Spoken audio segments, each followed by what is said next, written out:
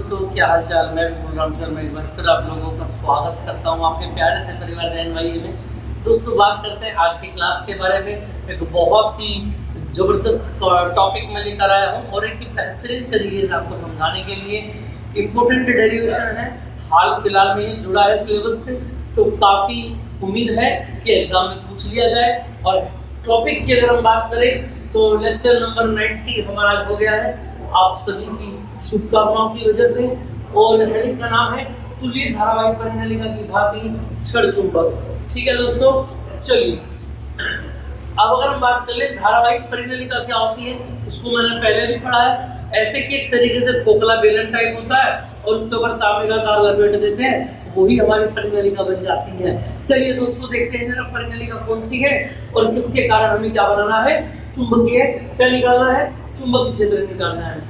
देखिए जरा बात करें आगे दोस्तों, स्क्रीन पर आपको दिखाई दे पा रहा होगा, इसको मैं पीडीएफ से करा देता हूँ बहुत ही कम समय में, और आप इसको समझ जाएंगे कंप्लीट तरीके से। देखिए सबसे पहले हमने क्या किया, धारावाहिक परिनलिका ली है। मानक धारावाहिक परिनलिका है जो कि एक क्षण चुंबक की भांति व्यवहार करती है और क्षण चुंबक की प्रभावी लंबाई कितनी है, 12 है। आपको स्क्रीन पर दिखाई दे पा रही होगी, ये जो पूरी की पूरी लंबाई है, इस पूरी की पूरी लेंथ को क्या नाम दे दिया हमने, ये मिड पॉइंट है तो ये एल हो जाएगी और ये भी एल हो जाएगी। इसको हमने कह दिया 12। क्लियर है। और इस कुंडली के लिए हमने एक छोटा सा अल्पांश ले लिया, जिससे याद रखना कुछ दूरी पे क्या है, बिंदु P है। इसकी खुद की त्रिज्या समझ है।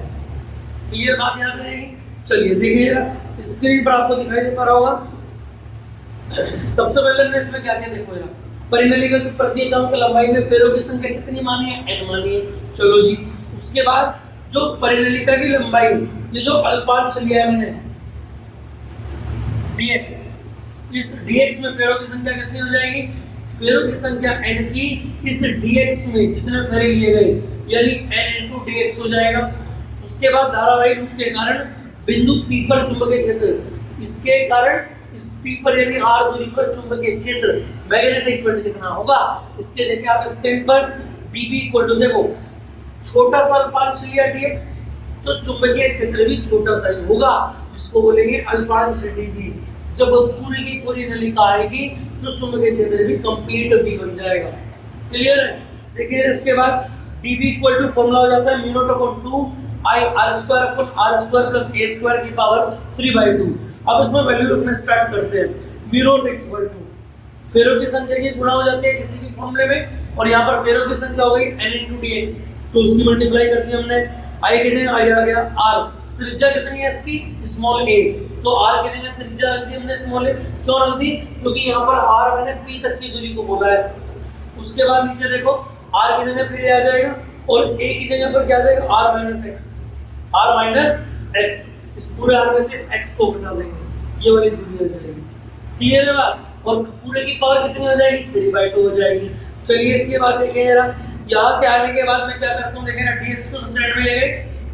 उसके बाद मैंने कहा r ग्रेटर देन है a से और r ही बहुत ही ज्यादा बड़ा है x से, तो एक काम कर लेते हैं, a स्क्वायर और x को 0 मान लेते हैं। अब हर में आ जाओ, जहाँ पर a स्क्वायर लिखा वो भी 0 हो गया, जहाँ पर x लिखा वो भी 0 हो गया, तो क्या बचा, r की घात 2 बचा, और उस पूरे की पावर कितनी है, 3/2 है। इतना आप समझ गए होंगे इस डेरिवेशन से कि इम्पोर्टेंट क्यों है, क्योंकि इसमें थोड़ा सा लॉजिकली आपको कंसेप्ट लगाना है और हल आपके सामने होगा। देखिए इसके बाद तो यहाँ से आ जाता है r स्क्वायर का जब पावर ओपन करते हैं तो 2 से 2 कट जाएगा, 2r की पावर 3 आ जाएगा हर में। क्लियर है दोस्तों। इसके बाद देखिए जरा, अब हम निकालते हैं संपूर्ण परिनलिका के कारण। जब संपूर्ण परिनलिका की बात करेंगे तो वहां पर लिमिट लेनी भी लाजमी हो जाती है हमारे लिए, और लिमिट हो जाती है -L से +L तक। देखिए आगे स्क्रीन पर b इक्वल टू इंटीग्रल कर देंगे dB का -L से L तक, dB की वैल्यू पुट कर देंगे। उसके बाद जो कांस्टेंट है बाहर निकाल देंगे, अंदर रह जाएगा dx, और dx का इंटीग्रेशन कितना आ गया, x आ गया, और लिमिट भी गया इसकी -L से +L तक। सबसे पहले +L रखोगे फिर -L रखोगे। उसके बाद L और L कितना हो गया, 12 हो गया, n into 12 को अंदर ले गए, उसको अंदर ले आके कैपिटल N हमने बना दिया। क्लियर है इतनी बात, यहाँ तक की बात समझ में आ पा रही है। किसी का कोई डाउट छूट गया हो पीछे तो वीडियो को दोबारा देख लें, समझ में आई बात है नहीं, आपको एकदम समझ में आएगा। भाई टेक्नोलॉजी का यही तो सबसे बड़ा बेनिफिट है। मैं रहूँ आपके साथ या ना रहूँ, आपकी आधी रात को भी पढ़ने का मन करेगा, तुरंत यूट्यूब खोला, NYE डाला और हम आपके सामने, है ना। चलिए, इतना समझ में आ गया होगा। उसके बाद b की वैल्यू n into 12 को मैंने कह दिया, और संपूर्ण परिणलिका में फेरों की संख्या भी यही हो गई। ठीक है भैया।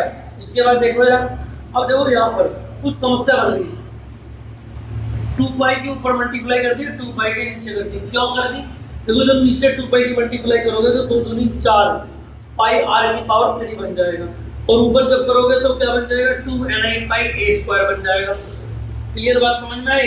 0.4 पाई को अलग निकाल दो, ऊपर वाला ni क्या बन जाएगा, m बन जाएगा, और नीचे r की घातिक एज इट इज रहेगी।